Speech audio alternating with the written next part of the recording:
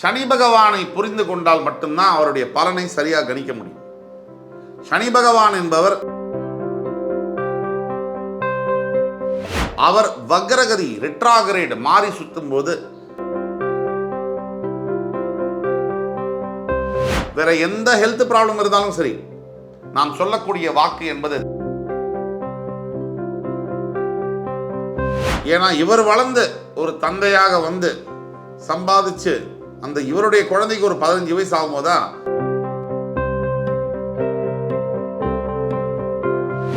மிகப்பெரிய அளவில் நீங்கள் வெற்றி பெறுவதற்கான வாய்ப்புகள்.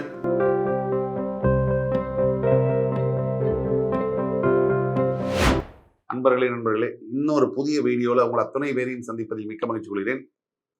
இந்த வீடியோ மிதுன ராசியை பற்றியது. சனி வக்ர பயிற்சி பலன்கள் 2024 வரிசையில மேஷம் ரிஷபம் முடிந்து இன்னைக்கு நம்ம பேச போறது மிதுன ராசி.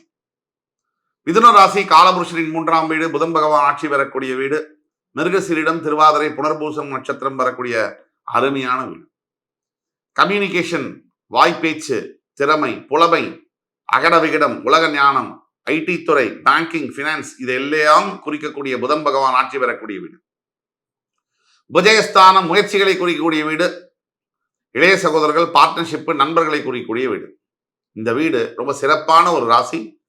இந்த மிதுன ராசி என்பர்களுக்கு சனி வக்ர பயிற்சி பலன்கள் ஜூன் 12ஆம் தேதி சனி பகவான் கும்பராசியிலேயே வக்ரம் அடைந்து மறுபடி நவம்பர் 4ஆம் தேதி 2024ஆம் தேதி என்று வக்ர நிவர்த்தி அடைகிறார். இந்த காலகட்டங்களில் மிதுன ராசிக்கு என்ன நடக்கும்? மிதுன ராசிக்கு 9ஆம் இடம் என்று சொல்லக்கூடிய கும்ப ராசியில் தற்சமயம் இருக்கக்கூடிய ஆட்சி பெற்ற சனி பகவான் வக்ரகதி பெற்று ஜூன் 12ஆம் தேதி நீச்சம் பெறுவார்.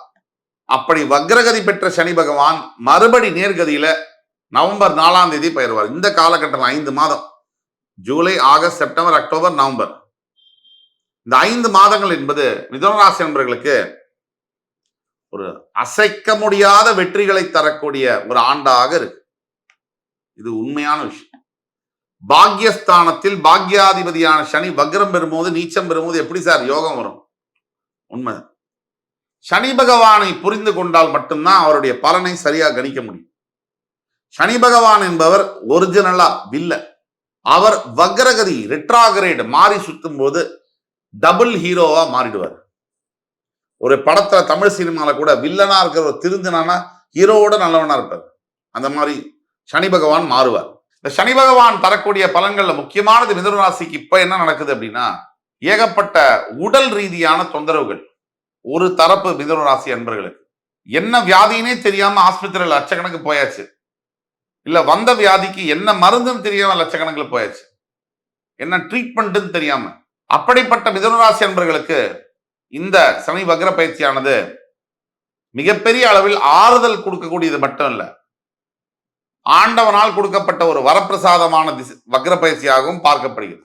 8ஆம் அதிபதி 9ஆம் பாவத்தில் வக்ரம் பெறுகிறார். எழுதி வச்சுக்கோங்க. மிதுன ராசி அன்பர்கள் இந்த வீடியோவை பார்த்து கொண்டிருக்கக்கூடியவர் யாராவது உங்க வீட்டில் ஆன்சைட்டு ஃபாரின் போறதுக்காக ட்ரை பண்ணிட்டு இருக்கீங்கன்னா 101% சக்சஸ் ஆகும். ஏற்கனவே இந்தியாவுக்கு வெளியில் தான் இருக்கீங்கன்னா உங்களுடைய வாழ்க்கை அடுத்த கட்டத்தை நோக்கி நகரும். அப்போ மிகப்பெரிய அளவில் பணம் சேரக்கூடிய வாய்ப்பினை கொடுக்கும். சமுதாயத்தில் அந்தஸ்து, மதிப்பை கூட்டி கொடுக்கும். இது எல்லாத்துக்கும் மேல விபத்துகளை தவிர்க்கும். மிகப்பெரிய அளவில் நடக்கக்கூடிய விபத்துகளை தடுக்கக்கூடிய சக்தி என்பது 8ஆம் அதிபதி 9இல் வக்ரம் பெறும்போது ஏற்படும். மூச்சு காத்து கோளாறு யாருக்காவது இருக்கு மிதுன ராசி அன்பர்களுக்குன்னா அந்த கோளாறு இப்ப நிவர்த்தி செய்யப்படும்.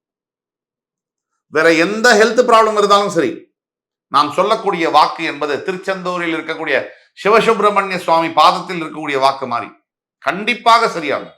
இது எல்லாத்துக்கும் மேல இன்னொரு மாஸ்டர் ஸ்ட்ரோக் இருக்கு. டைவர்ஸ் ஷுவர் அப்படின்னு விளிம்பு நிலையில, விவாகரத்துடைய விளிம்பு நிலையில இருக்கக்கூடிய ஹஸ்பண்ட் அண்ட் ஒய்ஃப் சேருவாங்க. குடும்பம் பெரிதாகும். எப்படி பெரிதாகும்? ஒரு குழந்தை இருக்கும்போது மற்றொரு குழந்தை பெறுகிறது. புதிய உறவுகள் கூட சேர்ந்து ஒரே வீட்டில் வாழக்கூடிய யோகம் பெறுவது, இந்த மாதிரியான நிகழ்வுகள் நடக்கும். பூர்வீக சொத்து ஏதாவது பைசல்ல இருக்கு கோர்ட்லனா கண்டிப்பா கிடைக்கும்.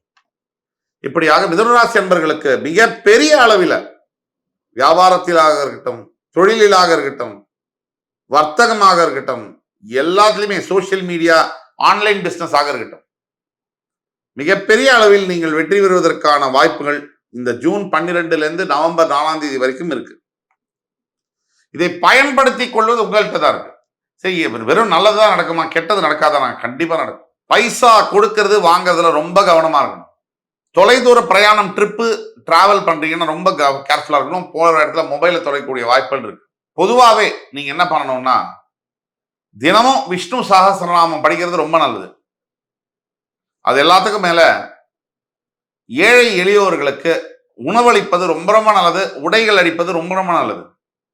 படிக்க முடியாம இருக்கக்கூடிய குழந்தைகள்ல 10 வயசுக்கு கம்மியா இருக்கக்கூடிய குழந்தைய தத்தெடுத்துனா வீட்டில் எடுக்கிறது, அந்த ஆர்கனைசேஷன்லேயே தத்து கொடுப்பாங்க.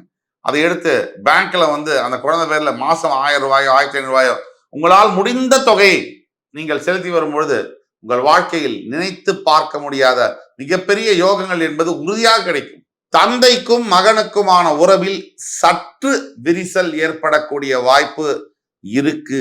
அப்பா பையனை கண்டா எக்குவர், பையன் அப்பாவை கண்டா எகிருவான். வளர்த்த கடா மாறல பாயுன்னு சொல்லுவாங்க. எந்த ஒரு மகனுக்கும் அப்பா யாருன்னு தெரியணும்னா அதுக்கு 45 வயசு ஆகும். அதுக்கு முன்னாடி அப்பா யாருன்னு பாதி தான் தெரியும். ஏன்னா இவர் வளர்ந்து ஒரு தந்தையாக வந்து சம்பாதிச்சு அந்த இவருடைய குழந்தைக்கு ஒரு 15 வயசு ஆகும்போதா அப்பாங்கிற உண்மையான அந்த ரோலுக்கான அர்த்தம் என்பது தெரியும். ஆக ஒட்டு மொத்தத்தில் மிதுனராசி நண்பர்களுக்கு குடும்பத்தில் அப்பாவிடம் கவனமாக இருக்கணும். பெண்ணாகட்டும் பையனாகட்டும், தேவையில்லாத விஷயத்துல ஈடுபட்டிருக்கீங்கன்னா உடனே அதிலிருந்து விலகி வந்துருங்க. நீங்கள் செய்ய வேண்டிய பரிகாரம் என்பது ஒரு நாளைக்கு பெருமாள் கோவிலை மினிமம் 21 முறை சுத்த வேண்டும், பிரதட்சணம் செய்ய வேண்டும். அந்த மாதிரி 11 நாளைக்கு செய்யும் பொழுது உங்களுடைய வாழ்க்கையில் மிகப்பெரிய நல்ல மாற்றங்களை கண்டிப்பாக காண முடியும் என்று சொல்லி அடுத்து வரும் காணொலியில் உங்கள் அத்துணை பேரையும் சந்திப்பதின் வரை உங்களிடமிருந்து விடைபெறுவது உங்கள் சுபாஷ் பாலகிருஷ்ணன். நன்றி, வணக்கம், வாழ்க வளமுடன்.